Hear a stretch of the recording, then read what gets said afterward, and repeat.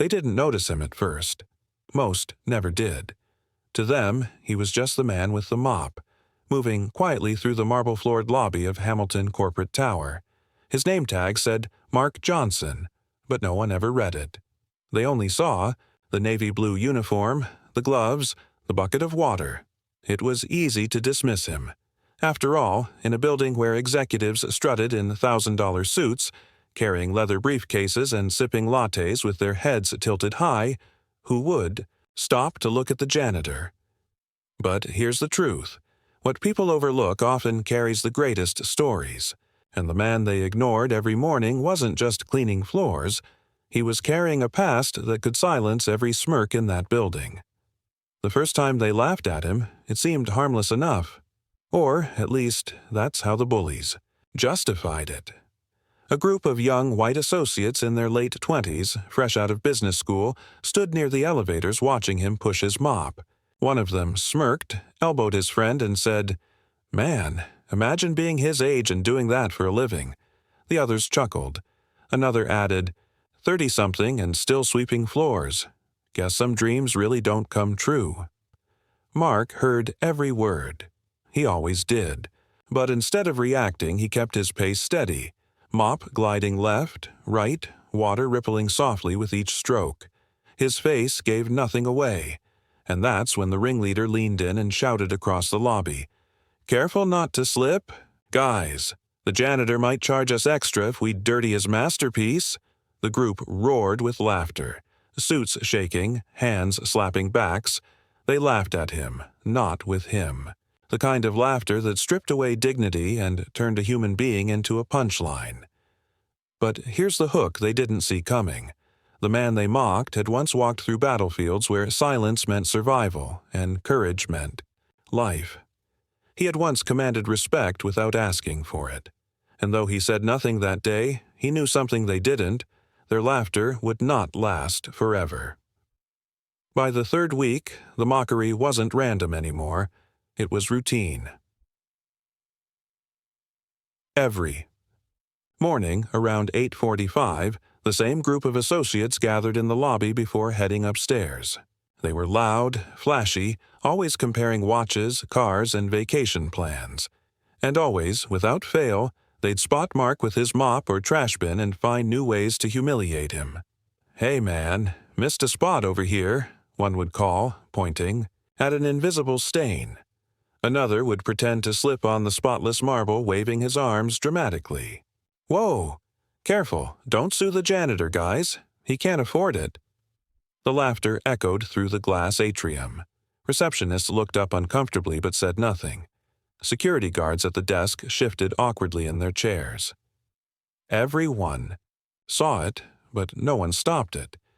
That's the thing about bullying in plain sight.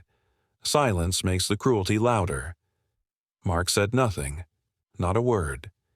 He just tightened his grip on the mop handle, the calluses on his hands pressing deeper into the wood. Every insult was another weight on his chest, but he carried it quietly, the same way he had once carried packs of gear across blistering deserts overseas. The truth, he wasn't ashamed of his work. He respected it. He knew the building stayed clean because of him. He knew the workers rushing to meetings walked on polished floors because he made it so. But respect was a language these men didn't speak. To them, appearances were everything. Suits meant success. Uniforms meant failure, and that's where they were wrong. Because the man pushing the mop had once worn a different uniform. A uniform, decorated with patches and stripes. A uniform stained with sand, sweat, and sometimes blood. Mark had served as a staff sergeant in the Army, leading men in conditions these young executives couldn't imagine. He had been tested in ways they would never survive. But he didn't broadcast that. He didn't wear his medals around his neck or his history on his sleeve. He simply worked, quietly, humbly, patiently, until the day came when silence was no longer enough. It was a Thursday afternoon when the storm broke. The executives were gathered again, waiting for their ride to a corporate retreat in the Hamptons. Suits crisp, shoes polished, sunglasses perched arrogantly on their noses. Mark was nearby, kneeling to wipe a streak of mud off the marble floor, near the entrance. The ringleader smirked. "Hey, mop man, got a second?" Mark stood, rag in hand, and looked at him calmly. "Tell me, do you ever get tired of this?" the man asked, gesturing dramatically at the mop bucket. "Like, this is it? Your big life goal? Cleaning up after people who actually made something of themselves?" The group snickered. One pulled out his phone, ready to record another. "Round of cruelty for social media." "Come on, guys," another chimed in. "Don't be mean. He probably dreamed of more once. Like being assistant janitor." Laughter roared. Phones flashed. The lobby turned into a stage where Mark was the unwilling actor in their twisted comedy. But this time, something shifted. Mark set the rag down. Slowly, deliberately.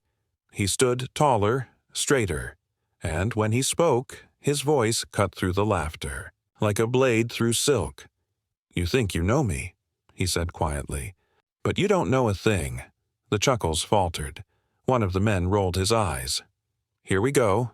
The janitor's giving a speech." Mark didn't flinch. His gaze was steady, his voice controlled. "I've walked through deserts where the heat scorched your skin by day and froze your bones by night. I've carried brothers who didn't make it home, draped in flags you only wave on the 4th of July. I've slept in trenches, eaten when food was scarce, and faced enemies who didn't care about my skin color, only whether I could fight." The lobby fell silent. "I've been called sergeant, leader, protector, and you call me janitor, like it's an insult. But dignity isn't in the job. It's in the work. It's in how you treat people." No one moved, no one laughed. The words hung in the air heavier than stone. Then Mark added, his voice firmer now, "So go ahead, laugh, mock, record, but understand this. The broom in my hand doesn't erase the uniform I once wore, and it sure as hell doesn't erase the man I am." The phones lowered, the smirks vanished. Even the receptionist at the front desk paused, eyes wide, hands frozen on her keyboard. For the first time, the bullies had nothing to say. The lobby stayed still, the kind of silence that felt alive, pulsing, wrapping around every corner of the room. Even the clicking of the receptionist's keyboard had stopped. The executives shifted uneasily. Their confident smirks had melted into nervous half-smiles, the kind people wear when they're not sure whether to laugh or listen. One of them muttered under his breath, "He's just making stuff up." But the words carried no conviction. Mark's eyes, sharp and steady, locked on the ringleader, the one who had thrown the loudest insults, the one who had treated his dignity like a punchline. "You laugh because you've never been tested," Mark said slowly. "You've never stood in a place where a single mistake costs lives. You've never had to tell a mother her son isn't coming home. You've never had to choose between running for cover or staying put to protect the ones behind you." The words landed heavy, almost suffocating. The ringleader's voice cracked as he tried to reclaim control. "So what? You're saying you were, in the army or something?" Mark didn't answer right away. He took a breath, his chest rising, his hands steady. "I don't need to prove anything to you," he replied, "but since you asked, yes, I was a staff sergeant, 2 tours, Iraq and Afghanistan. Bronze, Star, Purple Heart. I didn't come back the same, but I came back alive." "Alive? So men like you can stand here in your suits and laugh at a man doing honest work." Gasps rippled across the lobby. The receptionist's hand flew to her mouth. Even the security guards leaned forward, stunned. The men in suits froze, their arrogance unraveling. The phone that had been recording lowered slowly, the screen still glowing. Nobody dared press stop. Mark took a step forward, his voice rising, not in anger, but in conviction. "You look at me and see a janitor. You see blue clothes, a mop, and you think you know my worth. But I've carried more on my back than you could ever lift. I've led men braver than you'll ever be. And I'll tell you this, I'd rather mop floors with honor than live a life built on tearing people down." The words thundered through the atrium. For a moment it felt as though even the glass walls absorbed them, reflecting them back, tenfold. The bullies stood frozen, their faces drained of color. Some looked at the floor, ashamed. Others shifted their weight nervously, suddenly small in their tailored suits. Then the ringleader laughed nervously, but his voice cracked under the weight of his own weakness. "Okay, okay. So what? You're a hero. Doesn't change the fact that you're... Well, here." He gestured weakly at the mop bucket. "Doing this." Mark didn't flinch. Instead, he gave a small, almost weary smile. "Work is work," he said. "This job doesn't take away who I am. And let me tell you something. The difference between you and me isn't the uniform I wear. It's respect.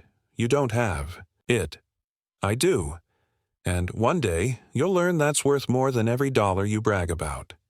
His voice echoed one last time, and then the room fell into a silence so thick it almost hummed.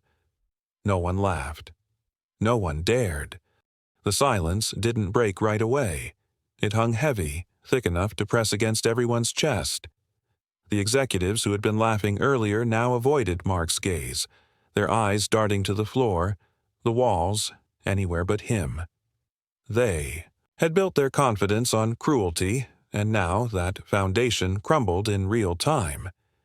The receptionist, who only minutes ago had chuckled politely at their jokes, now looked at Mark with wide, wet eyes.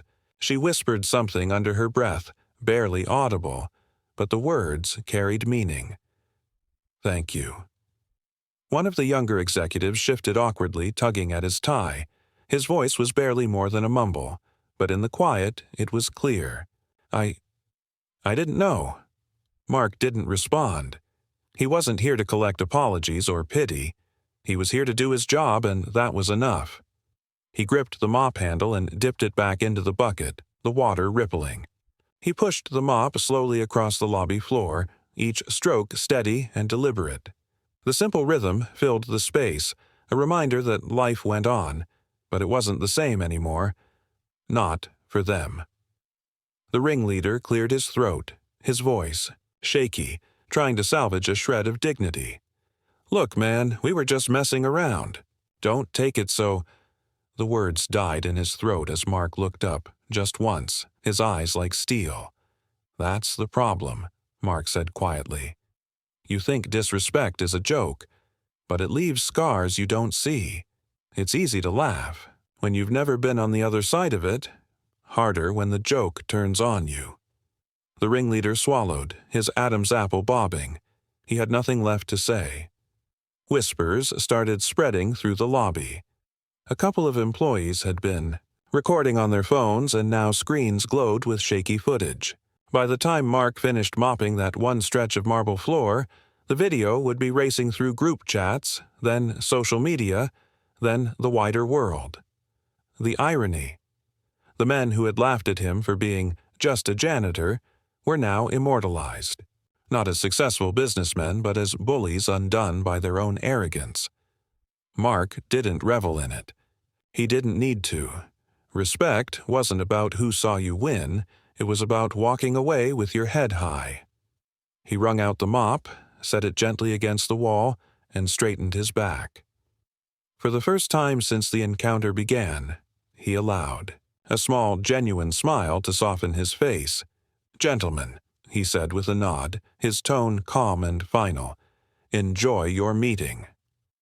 And with that, he pushed the bucket toward the elevator, the wheels squeaking softly against the tile. The executives parted like the Red Sea, none daring to block his path. They moved aside, their suits suddenly feeling like costumes. The elevator doors slid open with a soft chime. Mark stepped inside, the bucket rolling in after him. He pressed. The button turned once and met their eyes. No anger, no vengeance, just quiet strength. The doors closed, and the silence he left behind was louder than any insult they had thrown.